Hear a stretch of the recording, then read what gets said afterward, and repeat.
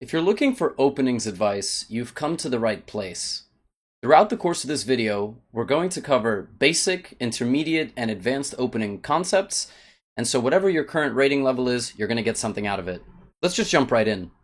At the very beginning of the game, it's considered good to put one pawn or two in the center, followed by the movement of your knights and bishops, and getting your king to safety. So, in a perfect world, that looks something like this. Both knights come out. Important to move the bishop to the center of the board before moving this pawn to get this bishop out, because if you do that, you block in your bishop. Put the bishop in the center. Let's say I don't. I'll play something a little bit more passive. Now you can castle your king or do this. It's not extremely important just yet. Let's say black castles. Now d3, and the bishop comes out. In the future, you can then make a quick queen move and connect your rooks. And what that will look like is something like this. Just get the bishop out here, and now the rooks are connected and come to the center of the board. That's a very, very quick onboarding process. One more thing I should say about this position is that you don't necessarily have to castle the king the short way. You can castle queenside, you can castle long. Also, we started with a king's pawn, but if you want to play a queen's pawn opening, that's completely fine. And then play knight, bishop, and the same stuff. Two pawns in the center if possible, but if not, then okay, you'll just have to go one square. When we flip the board as well, we can look at this from black's perspective. And let's say you have the black pieces, you do the very, very same thing. The only difference when you play black, whether they play king's pawn, queen's pawn, is that you are reacting to their moves. And there are little tricks with some venom in them when you play the black pieces. For example, the scholar's mate, the 4-move checkmate. The weak square near your king has to be guarded. And so when they play knight out, attacking your pawn, and you go like this, there's this move. And so it's sometimes actually better to bring the bishop out before the knight, because there's something called the fried liver attack, which I'm not going to study too deeply in this video, but if you're a beginning player, you should definitely go explore what the fried liver attack is. It's when white plays this very aggressive move and just tries to destroy your setup very early. So when you play black, there's a little bit more venom. I mean, there's even stuff, ridiculous stuff like queen h5, where they try to attack you and also try to set up the 4-move mate. But if you get all of the responses down, you're going to be just fine. Developing in the center, both knights, the bishop, castle, the second bishop, and so on.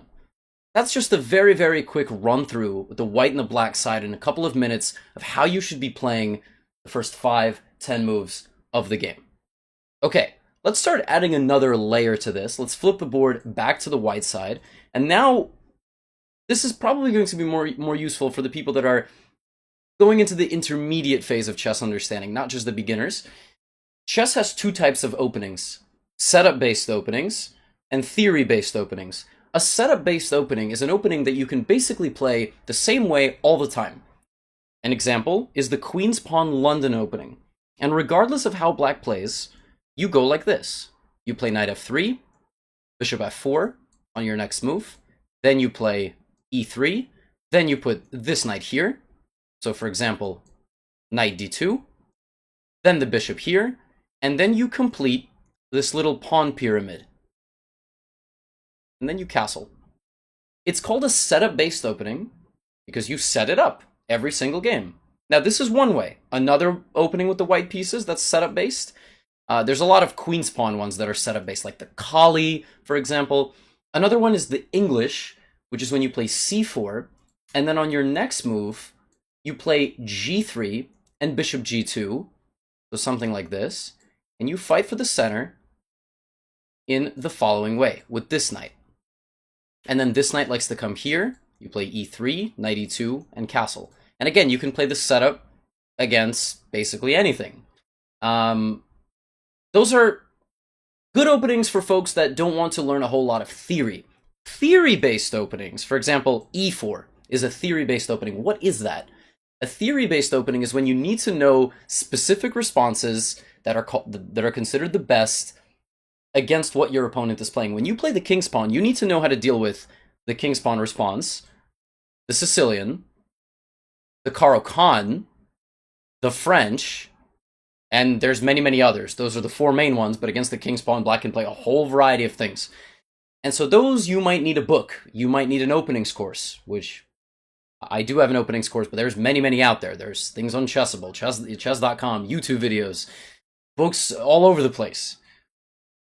But that's for folks that are transitioning from intermediate to advanced chess. They want to learn things. Let's look for the black pieces, what setup openings are available to us. With black, it's a little harder because obviously white can play anything. He can play, literally anything. So the most flexible setup-based opening is called the King's Indian setup, and it goes like this. D6, knight f6, g6 to put the bishop here, and then castles. Then you develop the queenside bishop and the queenside knight, and you try to put a pawn in the center of the board in the future. The interesting thing about the King's Indian is you can play it against literally anything. It does not matter how they start. If they start with the queen's pawn, it's the same exact thing.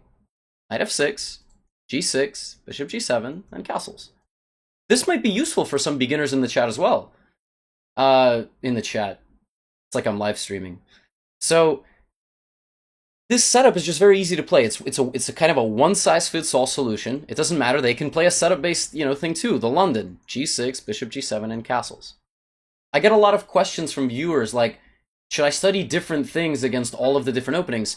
If you're strong enough to do so and you've got the memory capacity and the time and the experience, yes. But this will simplify your opening study quite significantly. With black, the theory-based approach is you learn something against d4. Maybe you learn the Caro-Kann or the Sicilian. But then when d4 comes around, now you need an opening here as well. Another way to play is the e6, b6 setup.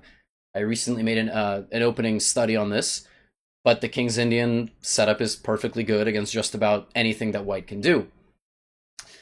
For the more advanced players that are watching, if you've made it this far, or you jumped ahead in the video, openings are a really, really good tool to start implementing into your game at around 1400-1500. That is when you are going to find the most success with your openings. The way you have to think about openings, again, let's flip back to the white pieces. Let's say you play e4, right? About 80% of your games are going to be Sicilian or King's Pawn with e5. And now you've got to start strategizing in an interesting way. When you go up against opponents that play the Sicilian, for example, maybe they have like a Chessable course on this, right? They probably spend hours and hours looking through the opening theory. But then you don't enter the main lines. Main lines meaning what's considered the most popular at the Grandmaster level. Maybe instead of playing the open Sicilian, you play the Rossolimo Sicilian. Or you play the closed Sicilian, Grand Prix attack, or g3, bishop g2.